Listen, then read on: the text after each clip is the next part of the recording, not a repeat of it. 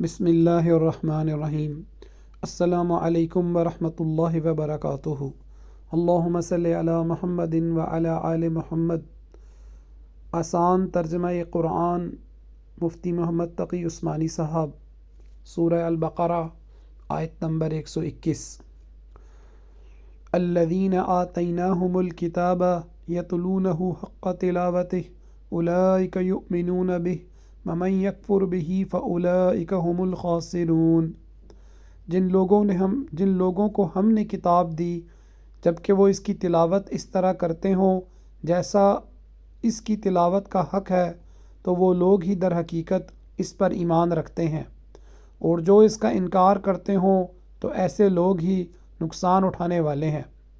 بنی اسرائیل میں جہاں سرکش لوگ بڑی تعداد میں تھے، وہاں بہت سے لوگ ایسے مخلص بھی تھے جنہوں نے تورات اور انجیل کو صرف پڑھا ہی نہیں تھا بلکہ اس کے تقاضوں پر عمل کرتے ہوئے حق کی ہر بات کو قبول کرنے کے لیے اپنے سینوں کو کشادہ رکھا تھا۔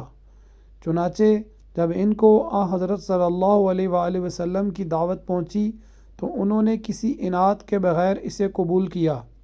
اس آیت میں ان حضرات کی تعریف کی گئی ہے اور سبق یہ دیا گیا ہے کہ کسی آسمانی کتاب کی تلاوت کا حق یہ ہے کہ اس کے تمام احکام کو دل سے مان کر ان کی تعمیل کی جائے۔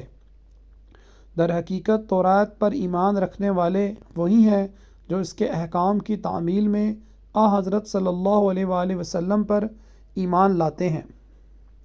یا بنی اسرائیل اذکروا نعمتی التی انعمت علیکم وانی فضلتکم علی العالمین۔ اے بنی اسرائیل، میری وہ نعمت یاد کرو جو میں نے تم کو عطا کی تھی، اور یہ بات یاد کرو کہ میں نے تم کو سارے جہانوں پر فضیلت دی تھی۔ واتقوا یوما لا تجزی نفس عن نفس شیئا ولا يقبل منها عدل ولا تنفعها شفاعۃ ولا هم ينصرون۔ اور اس دن سے ڈرو جس دن کوئی شخص بھی کسی کے کچھ کام نہیں آئے گا، نہ کسی سے کسی قسم کا فدیہ قبول کیا جائے گا، نہ اس کی کوئی سفارش فائدہ دے گی، اور نہ ان کو کوئی مدد پہنچے گی۔ بنی اسرائیل پر اللہ تعالیٰ کی نعمتوں اور ان کے مقابلے میں بنی اسرائیل کی نافرمانیوں کا جو ذکر اوپر سے چلا آ رہا ہے، اس کا آغاز آیت 47 اور 48 میں تقریباً انہی الفاظ سے کیا گیا تھا۔ اب سارے واقعات تفصیل سے یاد دلانے کے بعد پھر وہی بات ناصحانہ انداز میں ارشاد فرمائی گئی ہے کہ ان سب باتوں کو یاد دلانے کا اصل مقصد تمہاری خیر خواہی ہے، اور تمہیں ان واقعات سے اس نتیجے تک پہنچ جانا چاہیے۔ وَإِذِ ابْتَلَىٰ إِبْرَاهِيمَ رَبُّهُ بِكَلِمَاتٍ فَأَتَمَّهُنَّ قَالَ إِنِّي جَاعِلُكَ لِلنَّاسِ إِمَامًا قَالَ وَمِن ذُرِّيَّتِي قَالَ لَا يَنَالُ عَهْدِي الظَّالِمِينَ۔ اور وہ وقت یاد کرو جب ابراہیم کو ان کے پروردگار نے کئی باتوں سے آزمایا اور انہوں نے وہ ساری باتیں کی۔ اللہ نے ان سے کہا، میں تمہیں تمام انسانوں کا پیشوا بنانے والا ہوں۔ ابراہیم نے پوچھا، اور میری اولاد میں سے؟ اللہ نے فرمایا، میرا یہ عہد ظالموں کو شامل نہیں ہے۔ یہاں سے حضرت ابراہیم علیہ السلام کے کچھ حالات و واقعات شروع ہو رہے ہیں، اور پچھلی آیتوں سے ان واقعات کا دو طرح گہرا تعلق ہے۔ ایک بات تو یہ ہے کہ یہودی، عیسائی اور عرب کے بت پرست، یعنی تینوں گروہ جن کا ذکر اوپر آیا ہے، حضرت ابراہیم علیہ السلام کو اپنا پیشوا مانتے تھے، مگر ہر گروہ یہ دعویٰ کرتا تھا کہ وہ اسی کے مذہب کے حامی تھے، لہٰذا ضروری تھا کہ حضرت ابراہیم علیہ السلام کے بارے میں صحیح صورتحال واضح کی جائے۔ قرآن کریم نے یہاں یہ بتایا ہے کہ ان کا تینوں گروہوں کے باطل عقائد سے کوئی تعلق نہیں تھا۔ ان کی ساری زندگی توحید کی تبلیغ میں خرچ ہوئی، اور انہیں اس راستے میں بڑی بڑی آزمائشوں سے گزرنا پڑا جن میں وہ پورے اترے۔ دوسری بات یہ ہے کہ حضرت ابراہیم علیہ السلام کے دو بیٹے تھے، حضرت اسحاق علیہ السلام اور حضرت اسماعیل علیہ السلام۔ حضرت اسحاق علیہ السلام ہی کے بیٹے حضرت یعقوب علیہ السلام تھے، جن کا دوسرا نام اسرائیل تھا۔ نبی کریم صلی اللہ علیہ وآلہ وسلم سے پہلے نبوت کا سلسلہ انہی کی اولاد یعنی بنی اسرائیل میں چلا آ رہا تھا، جس کی بنا پر وہ یہ سمجھتے تھے کہ دنیا بھر کی پیشوائی کا حق صرف انہی کو حاصل ہے، کسی اور نسل میں کوئی ایسا نبی نہیں آ سکتا جو ان کے لیے واجب الاتباع ہو۔ قرآن کریم نے یہاں یہ غلط فہمی دور کرتے ہوئے یہ واضح فرمایا ہے کہ دینی پیشوائی کا منصب کسی خاندان کی لازمی میراث نہیں ہے، اور یہ بات خود حضرت ابراہیم علیہ السلام سے صریح لفظوں میں کہہ دی گئی تھی۔ انہیں جب اللہ تعالیٰ نے مختلف طریقوں سے آزمایا اور یہ ثابت ہو گیا کہ وہ اللہ تعالیٰ کے ہر حکم پر بڑی سے بڑی قربانی کے لیے ہمیشہ تیار ہیں، تب اللہ تعالیٰ نے انہیں دنیا بھر کی پیشوائی کا منصب دینے کا اعلان فرمایا۔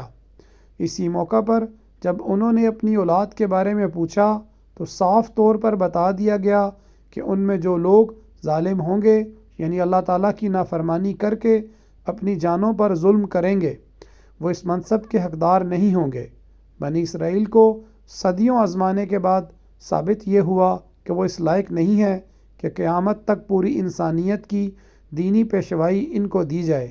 اس لیے نبی آخر الزماں صلی اللہ علیہ وآلہ وسلم اب حضرت ابراہیم علیہ السلام کے دوسرے صاحبزادے یعنی حضرت اسماعیل علیہ السلام کی اولاد میں بھیجے جا رہے ہیں، جن کے لیے حضرت ابراہیم علیہ السلام نے دعا کی تھی کہ وہ اہل مکہ سے بھیجے جائیں۔ اب چونکہ دینی پیشوائی منتقل کی جا رہی ہے، اس لیے اب قبلہ بھی اس بیت اللہ کو بنایا جانے والا ہے جو حضرت ابراہیم علیہ السلام اور ان کے صاحبزادے حضرت اسماعیل علیہ السلام نے تعمیر کیا تھا۔ اس مناسبت سے آگے تعمیر کعبہ کا واقعہ بھی بیان فرمایا گیا ہے۔ یہاں سے آیت نمبر 152 تک جو سلسلہ کلام آ رہا ہے، اس کو اسی پس منظر میں سمجھنا چاہیے۔ وَإِذْ جَعَلْنَا الْبَيْتَ مَثَابَةً لِلنَّاسِ وَأَمْنًا وَاتَّخِذُوا مِن مَّقَامِ إِبْرَاهِيمَ مُصَلًّى وَعَهِدْنَا إِلَىٰ إِبْرَاهِيمَ وَإِسْمَاعِيلَ أَن طَهِّرَ بَيْتِيَ لِلطَّائِفِينَ وَالْعَاكِفِينَ وَالرُّكَّعِ السُّجُودِ۔ اور وہ وقت یاد کرو جب ہم نے بیت اللہ کو لوگوں کے لیے ایسی جگہ بنایا جس کی طرف وہ لوٹ لوٹ کر جائیں اور جو سراپا امن ہو، اور تم مقام ابراہیم کو نماز پڑھنے کی جگہ بنا لو، اور ہم نے ابراہیم اور اسماعیل کو یہ تاکید کی کہ تم دونوں میرے گھر کو ان لوگوں کے لیے پاک کرو جو یہاں طواف کریں اور اعتکاف میں بیٹھیں اور رکوع اور سجدہ بجا لائیں۔ اللہ تعالیٰ نے بیت اللہ کی یہ حرمت رکھی ہے کہ نہ صرف مسجد حرام میں بلکہ اس کے ارد گرد کے وسیع علاقے میں جسے حرم کہا جاتا ہے نہ کسی انسان کو قتل کیا جا سکتا ہے، نہ شدید دفاعی ضرورت کے بغیر جنگ کرنا جائز ہے، نہ کسی جانور کا شکار حلال ہے، نہ کوئی خود رو پودا اکھاڑنے کی اجازت ہے، نہ کسی جانور کو قید رکھا جا سکتا ہے۔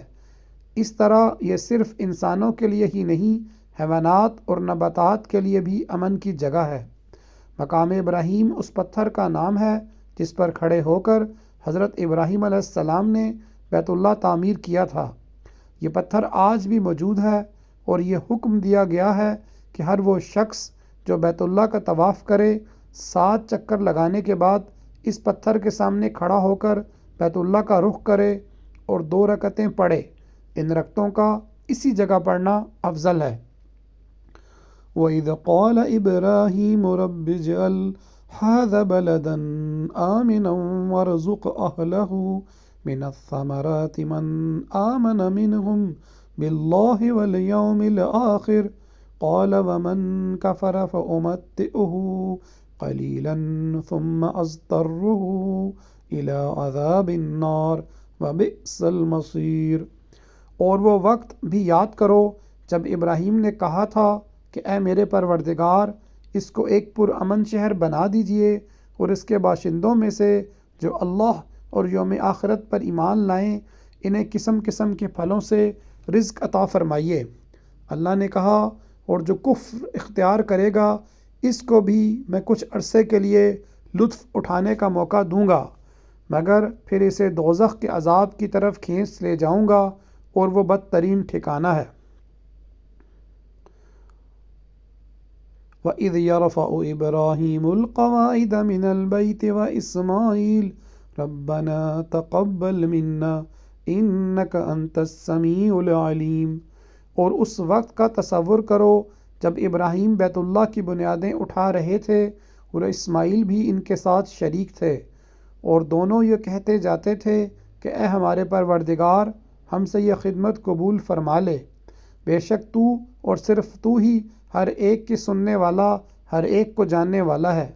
بیت اللہ جسے کعبہ بھی کہتے ہیں، در حقیقت حضرت آدم علیہ السلام کے وقت سے تعمیر چلا آتا ہے، لیکن حضرت ابراہیم علیہ السلام کے دور میں وہ حوادث روزگار سے منہدم ہو چکا تھا۔